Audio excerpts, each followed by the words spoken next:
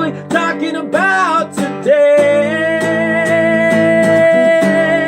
Yeah.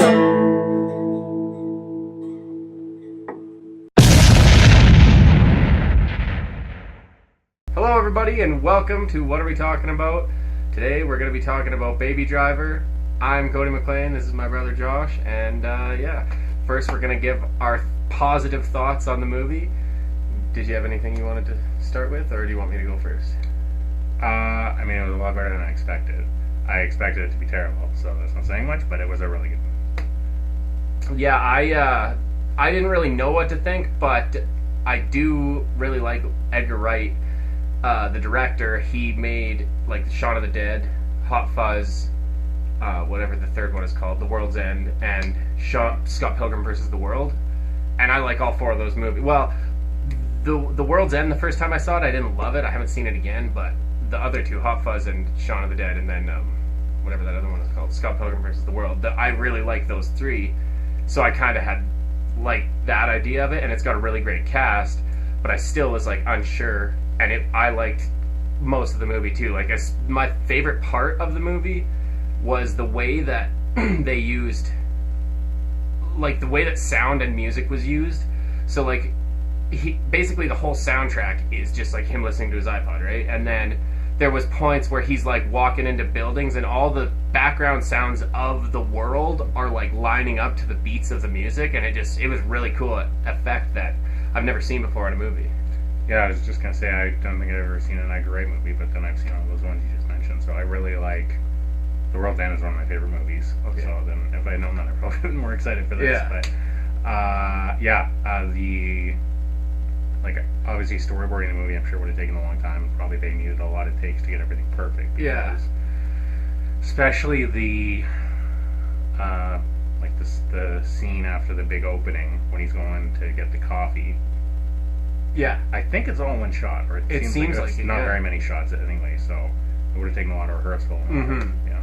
Yeah, like that was a big long one shot, I think, like you said, and it's all synced up perfectly with the music and stuff. So. And all the action scenes and stuff too, like perfectly line up with the music, and like this whole movie basically was choreographed, and not in a way where it's like, oh, it's just like a music video. It was done in, it just kind of added to the story, showing who Baby kind of is. Like, that's kind of who he is. He plans all these heists based on these songs and that kind of thing. So, at one point, he even, there's, like, a misstart, and he's like, hey, wait, I gotta restart the song. And he goes back and restarts it, and then they go again. So, yeah, like, it's a really unique way of making a movie, I think. Like, that's one cool thing about Edgar Wright, is that he does have a unique style. It's very, because I remember, when it was coming out, everybody said, oh, it's like Guardians of the Galaxy with the soundtrack. Mm-hmm. But I think it does a better job of incorporating the music into the movie. Like, Guardians of the Galaxy has a great soundtrack. The songs are just, like, there, right? Just like any movie. Like, the only... Whereas in this, the songs were, like, part of the movie. Yeah, absolutely. Like, with Guardians, the songs were important for a different reason. It was just because they were the songs his mom loved, so it was just, like, a character thing. Whereas with this, it was that and the way that it flowed with all of what you're seeing, which was really cool. And I liked all the actors as well. I think that everyone was kind of cast perfectly for their roles.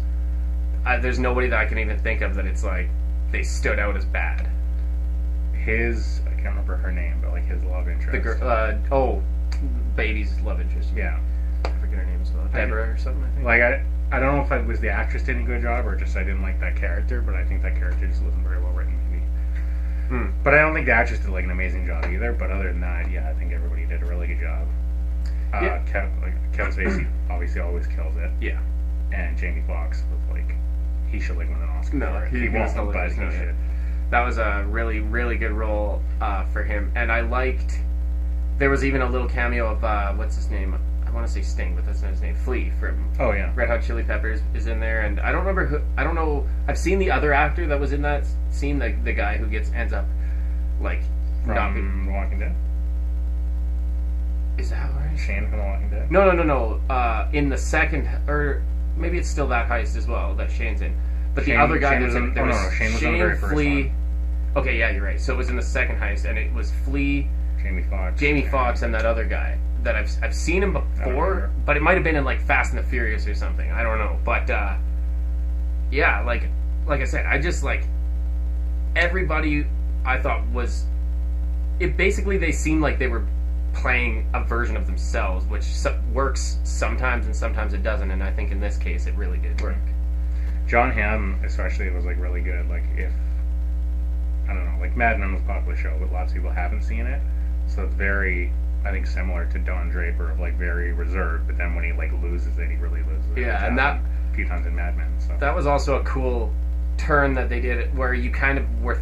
They kind of made you think that Jamie Foxx was going to be the trouble that Baby has to deal with, and then it turns out to be I was John like, Hamm at the end. Yeah, when Jamie Foxx dies, I was like, what? The hell? That was crazy. Yeah.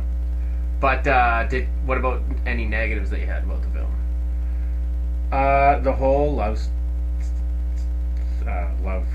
plot with Baby and the girl could have done without. Like, I guess that was, the motivation at the end where he thought Jamie Foxx was going to kill her, so he killed him. But I don't know. There could have been a better way. I think get rid of her, have Jamie Foxx just threaten the old guy, his foster dad or whatever. Because she added nothing. The character wasn't very well written, and I don't think very well acted. I understand what you mean. Like, I think that she wasn't very much of a character. She was just kind of a plot device almost in the movie. Well, and for me, like all of the scenes where he's talking to her in the diner, like it's like I'm like, this is boring. Get me back to the heist and the driving and I know Kevin what you mean, Spacey and because like right after we watched the movie, we talked a little bit, and I mentioned about when it felt like it was going to drag, and that's kind of when it was. It was just like it did get back into it pretty quickly, but there was some moments where it was almost like, if this continues too much longer, it's going to start being not enjoyable. And then my other negative would just be that there wasn't enough chase scenes. Like, there's really only the two right at the beginning, and then there's a second heist that has a really good driving scene, and then after that, there really isn't a lot of, like, the cool driving scenes. The trailers definitely kind of sold it as more of an action movie than it was. And that was something that surprised me. I thought there would be more action in it as well. And I mean, I liked the movie for what it was, but I would have also liked the action scenes were some of the best scenes, so that would have been good to see a little bit more. Mm-hmm.